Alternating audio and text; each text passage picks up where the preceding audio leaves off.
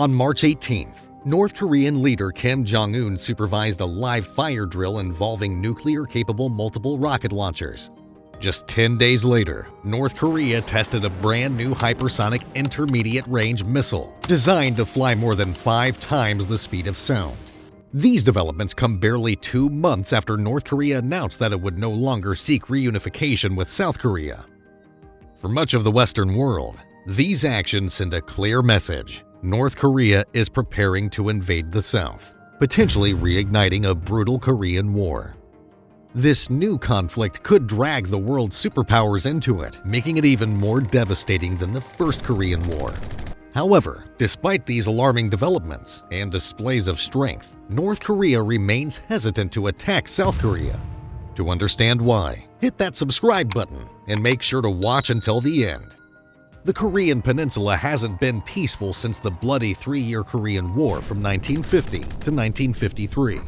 In the 70 years following the war, the region has been characterized by occasional skirmishes and an aggressive North Korean nuclear deterrence policy. However, in 2018, the leaders of North and South Korea pledged to officially end the Korean War and pursue denuclearization. They even symbolically crossed the border together in what was known as the Panmunjom Declaration. So why is Kim Jong-un now viewing South Korea as an enemy? To understand this shift, we need to look at Kim Jong-un's reasoning. He claims this change is due to actions by the United States and South Korea that he sees as threatening to North Korea's security. Though he hasn't given specifics, he points to several military exercises by these countries, including a significant missile defense drill in April 2023 near the Korean Peninsula. However, this isn't the whole story. Since the Russian invasion of Ukraine in February 2022 and the conflict between Israel and Hamas in October 2023, global focus has turned away from North Korea. This shift in attention has stalled discussions about lifting the harsh economic sanctions on North Korea. Kim Jong-un wants to push the United States into negotiating a reduction of these sanctions. To do this, he needs to show that North Korea is a significant threat, which would pressure U.S. President Joe Biden into talks. Despite this aggressive stance, it's doubtful Kim would risk a full-blown war with South Korea, as his chances of winning are slim. Why is that? Let's break it down. You see, the most significant advantage North Korea has over South Korea is its nuclear arsenal. North Korea keeps many details about its nuclear program secret, but experts estimate that it has between 30 and 70 nuclear warheads. South Korea, on the other hand, does not possess any nuclear weapons. Instead, it relies on an agreement with the United States.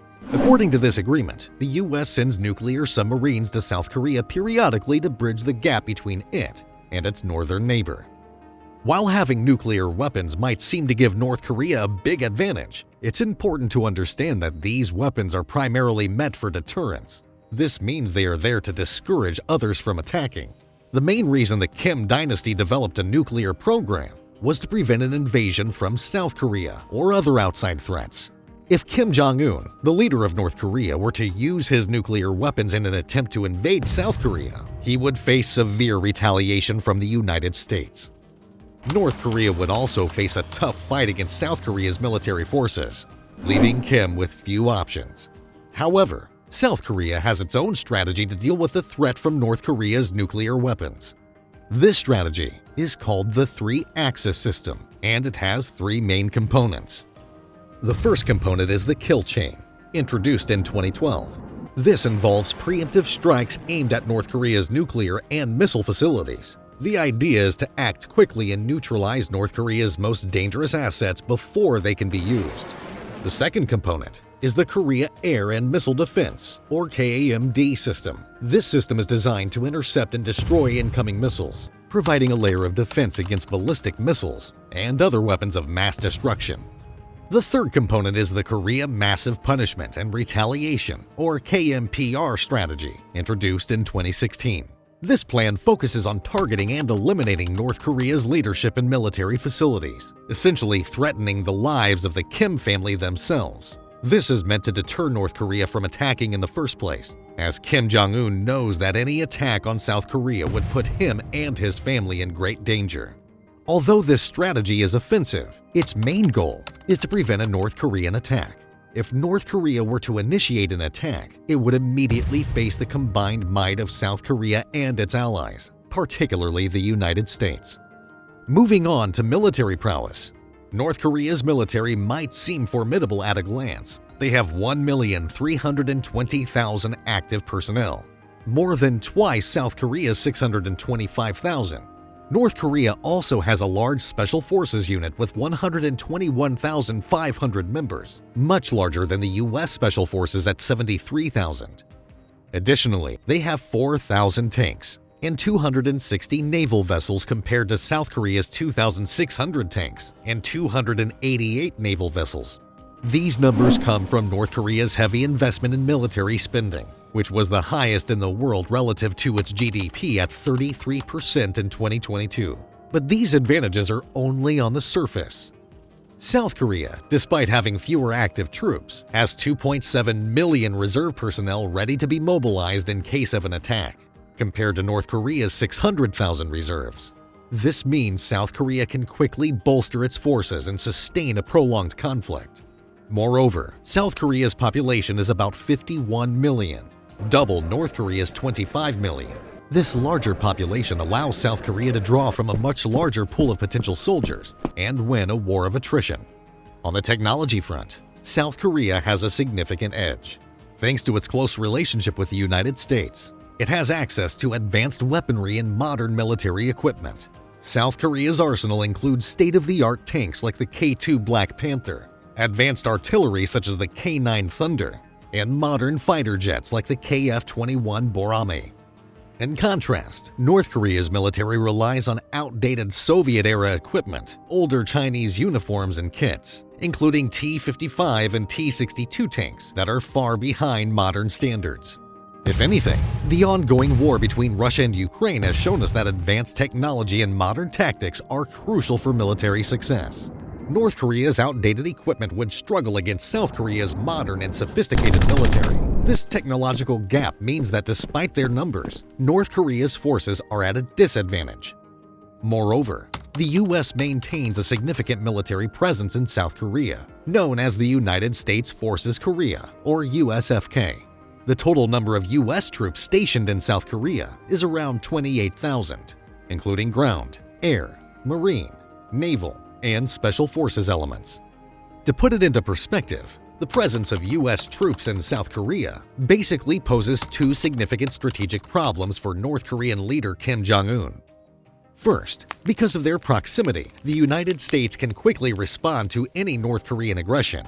This immediate intervention capability makes any invasion attempt by North Korea much less likely to succeed. Just the fact that U.S. troops are stationed in South Korea serves as a powerful deterrent. If North Korea were to attack South Korea and harm or kill American soldiers in the process, it would be considered an attack on the U.S. itself, triggering a massive retaliatory response that would crush any North Korean hopes of victory. This strategy is known as the tripwire strategy, a concept that dates back to the Cold War, but remains effective today. But North Korea would not only have to worry about the US and South Korea. Japan, which is located just over 500 kilometers from North Korea, has also become increasingly concerned about the threat posed by Pyongyang. In August 2017, North Korea fired a missile over Japan, an act that then Prime Minister Shinzo Abe described as unprecedented.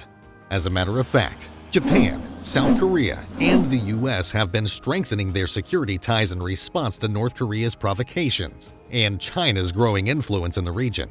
In August 2023, the leaders of these three nations met and agreed to expand their security cooperation. Given its strategic location and military capabilities, Japan would likely support South Korea if North Korea launched an attack. On the other side, North Korea has allies of its own, namely China and Russia. China is North Korea's most significant ally, sharing a long border and extensive trade relations. China views North Korea as a buffer state that helps keep U.S. and South Korean influence at bay. This relationship is crucial for China's own geopolitical security. Every year, China provides North Korea with billions of dollars in aid to support its fragile economy. However, whether China would send its own troops to support North Korea in a conflict is uncertain. An all-out war would destabilize the region, potentially bringing US, South Korean, and Japanese forces close to China's border. Therefore, China's more logical approach would be to prevent such a conflict from occurring in the first place. If China ordered Kim Jong-un to back down, it's likely he would comply, as China is responsible for more than half of North Korea's exports. Russia is another key player, although its alliance with North Korea is less robust. Russia has maintained steady relations with North Korea. Putin and Kim Jong-un have met several times. In the Far East of Russia in September 2023, where they discussed strengthening their ties. And most recently on June 19, 2024, with Putin vowing to protect North Korea if attacked. Russia, engaged in its own conflict with Ukraine, has relied on North Korea for munitions, purchasing millions of rockets and shells in 2022. While Russia and North Korea are not officially allied, they share common interests. In February, Putin sent Kim a high-end limousine, violating a UN resolution that imposed sanctions on North Korea in an effort to curb its nuclear weapons program. On the surface, Russia seems like a strong ally of North Korea. The two countries appear to be united by common interests. However, the very reason that brings them together today might not be the same reason why Russia might not be able to help North Korea if it were to attack South Korea. Like you already know, Russian President Vladimir Putin is currently deeply concerned with the war he is already fighting in Ukraine. This ongoing conflict consumes much of Russia's attention and resources. Overall, the complex web of alliances and enmities in East Asia creates a delicate balance of power. The presence of US troops in South Korea, along with strong alliances with Japan and South Korea, acts as a significant deterrent against North Korean aggression. At the same time, North Korean relationships with China and Russia add another layer of complexity to the region's security dynamics. Given these complexities, it's highly unlikely that North Korea will strike first. And now, over to you. Do you think North Korea will strike the South anytime soon? Or perhaps you believe they have a chance of winning a quick victory and wouldn't need to bleed out in a war of attrition? Share your thoughts in the comments below. Don't forget to check out other content on our channel.